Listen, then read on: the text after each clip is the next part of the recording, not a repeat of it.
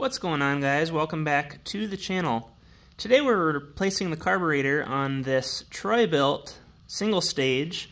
However, this is a unique single stage because it's actually got a 4-cycle engine that you'll have on a lot of your 2-stage snowblowers as well. You'll have this on, of course, Bilts, dirty hand tools, MTD, yard machines. I've even seen it on Remington. So it just kind of varies, but I wanted to show you exactly how it looks here. And if yours looks like this video will apply to you. The main thing you're looking for is these two 10mm bolts that are holding on this flat-topped exhaust shroud. That's going to be your #1 indicator that this video is for you. Okay, so a few tools before we get started that you're going to need. A 10mm socket, flat screwdriver, 10mm wrench. Ratcheting, if possible, is nice, but you don't have to. And my favorite tool, the right angle long reach needle nose. If you don't have this, just a standard pliers will work, but this is really nice to have. Okay, so I actually did this yesterday and didn't realize I don't already have a video on this. So we're doing it again. The first thing you're going to do is take your flat screwdriver and pry off the choke knob, like so. Then move the throttle all the way to slow. And if you can get your screwdriver right behind this knob and against the plastic here, you can pry this knob off as well. It's exceptionally tight on there, and so it's going to take some force the first couple times, but you will get that off. So be careful right behind there, and you can pry that right off. Next, this is unique on this snowblower, and so kind of ignore the way that this is, but this plastic shroud comes around the front. It goes over the top of the handle. This is the recoil handle right here. Follow this around and around to here. A lot of times this is where your plug is going to be for your electric start. So there's a plug mounted vertically right around here. You can actually see where it would typically mount, here and here. That's going to be 2 Phillips screws. I forgot to mention you'll need a Phillips screwdriver, and you need to remove those 2 Phillips screws holding the starter plug box on it. And you can just flop that down, and then that'll enable you to pull this plastic off of that lower screw and out of the way. And you'll see why that's important here in a second. Back over here, we're going to take our 10mm wrench and remove these 2 10mm bolts over here.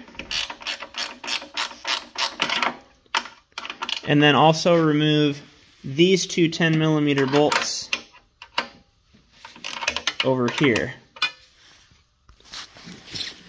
Finally, using our 10mm socket, we're going to remove these 2 10mm acorn nuts right here.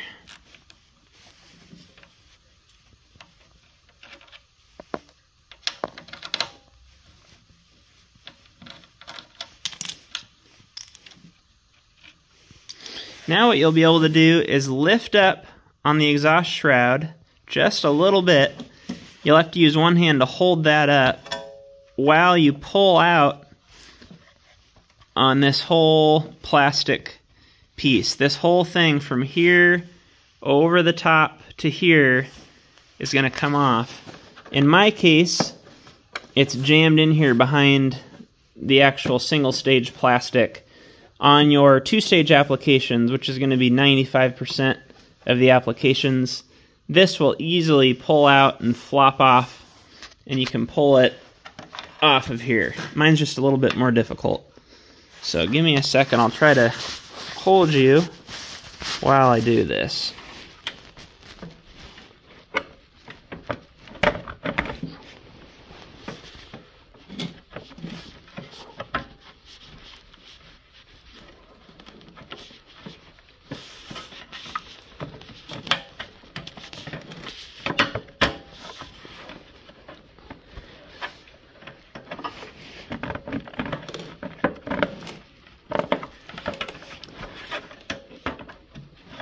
This is where mine is just a little bit more difficult because of this darn thing.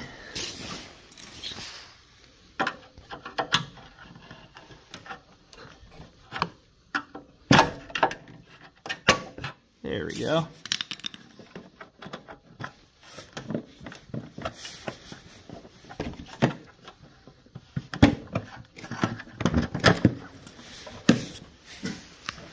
As you're pulling this off, keep an eye on the choke shaft down here. You'll pull that off while you're sliding it out past the two studs that had the acorn nuts on them.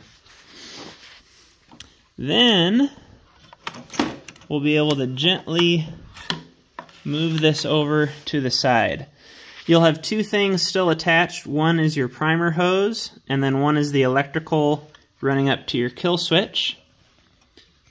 There's usually a little spring clamp on your primer hose, which I'm going to slide up and out of the way, and then pull the primer hose off of the barb, like so. Next, we're going to slide up our hose clamp right here that's on the incoming fuel hose, and also move our choke plate out of the way. You can either leave the rod attached to the carburetor if you want, or leave it attached to the plate, or neither one. In my case, we're just going to leave it attached here because this carburetor's staying. I already replaced it yesterday.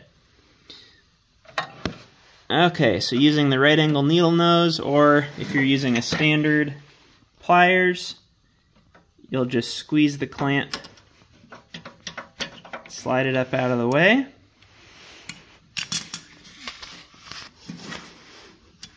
and then that'll enable you to take the fuel line off. A lot of times I will use needle nose vice grips to clamp the fuel hose up here so we don't get gas everywhere. If you have your new carburetor close by and two hands available, you can just stick your finger over the end of the hose here, because you can do the rest of this pretty well one-handed. In my case, I'm going to go grab a needle nose vice grips because I've got to use one hand on the camera. Okay, fuel line is clamped. Let's get a little light here so we can pull the hose off.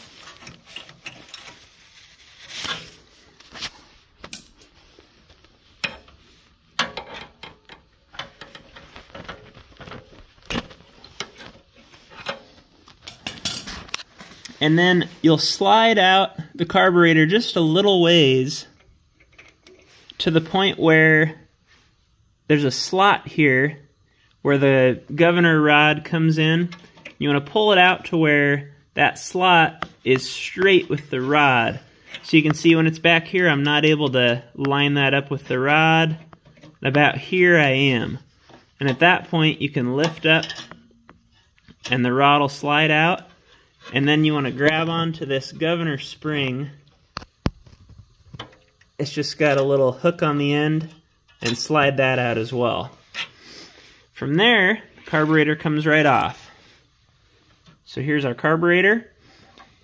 Putting the new one back on, a lot of times I'll just leave this gasket alone because it's baked on there, and you're going to cause yourself a lot more work replacing it.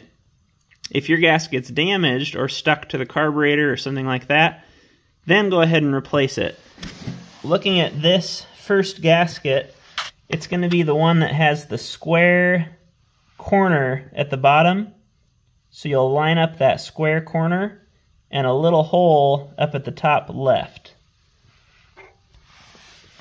You'll slide on your new carburetor, transferring over the throttle rod, the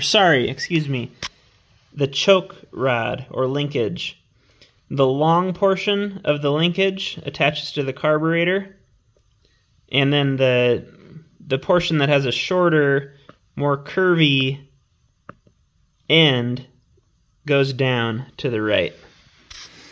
We'll slide this on almost all the way, just to the point where we line up our governor linkage, and you should be able to push that down in there.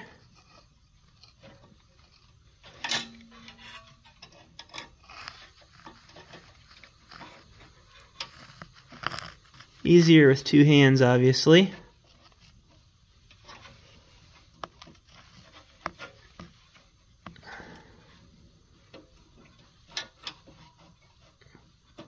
Let me use two hands. You get the idea on that, though.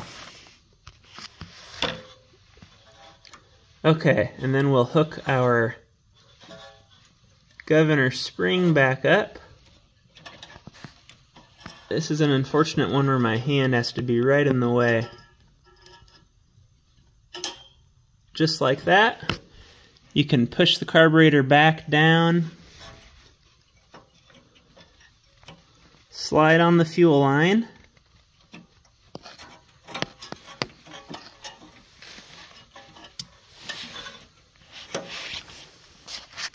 Undo your clamp if you were using one. We will slide the hose clamp back down.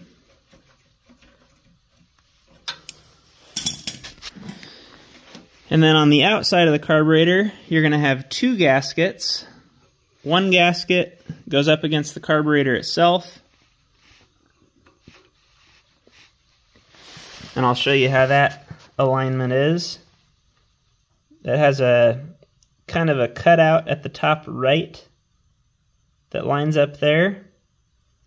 And it should match all of the different passages on the carburetor like so. There's three. Two across from each other, and then one at the top right. Then we can slide on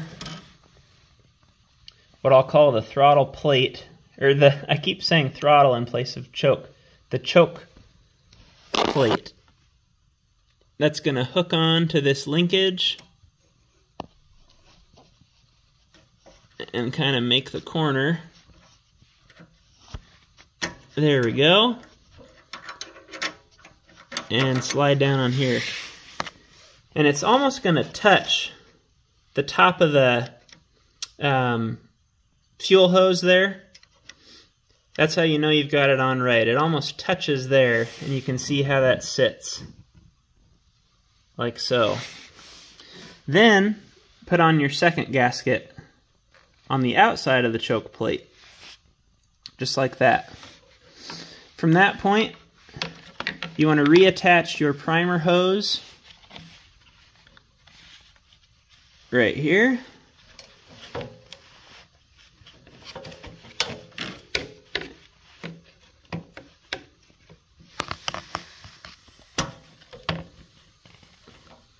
And slide down the spring clamp. And then you can flop this plastic back over the front and push it down, lining up the two studs here. It's always a pain with the choke linkage, I guess we'll say. You have to make sure that that can poke through that hole there, and it almost never lines up. So it might be helpful to grab that with a pliers or use a flat screwdriver to guide it through the hole. And we're to the point where I can't do this one-handed. But you're just going to line this all back up and slide it back down over the two studs here, and then flop this back over the front corner there. So let me do that 1 second. A couple things that'll help as you're lining this back up is there's kind of a hook right here on the exhaust shroud that hooks under the tank.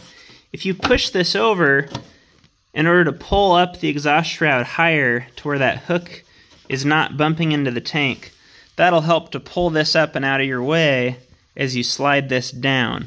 Then you can push it back down and that hook goes under the tank. Also want to keep an eye on this left side, making sure that the primer hose and the electrical that's routed up this direction is tucked in behind these bolt holes. That'll kind of get hung up. So keeping that tucked in.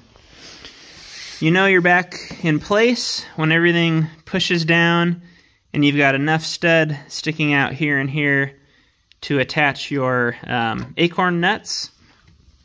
And we also have our choke coming through there. So to finish up, we're going to slide back on the choke knob, and that will push on almost to the point where it snaps in place. So I'm not even quite there yet. There it goes. You heard it snap in place. There's a little tab that lines up with a slot behind here. You can look at that as you line it up and push it down, and it'll snap. We can put on the throttle knob again. This has kind of a C shape that goes downward. So we'll line that up right here. And that again pushes in a long ways to where it's tight on there. I'm going to put the 2 acorn nuts back on. 2 bolts here. 2 bolts over here. And then in the case where your electrical box for your electric start is at, you'll put those 2 Phillips screws back in the front there. And you'll be all set. So this one already ran because I replaced it yesterday. So I'm going to finish this up on my own. But I hope you found the video helpful. If you would, make sure to like and subscribe. Leave any questions that you have in the comments down below. And I'll see you on the next video.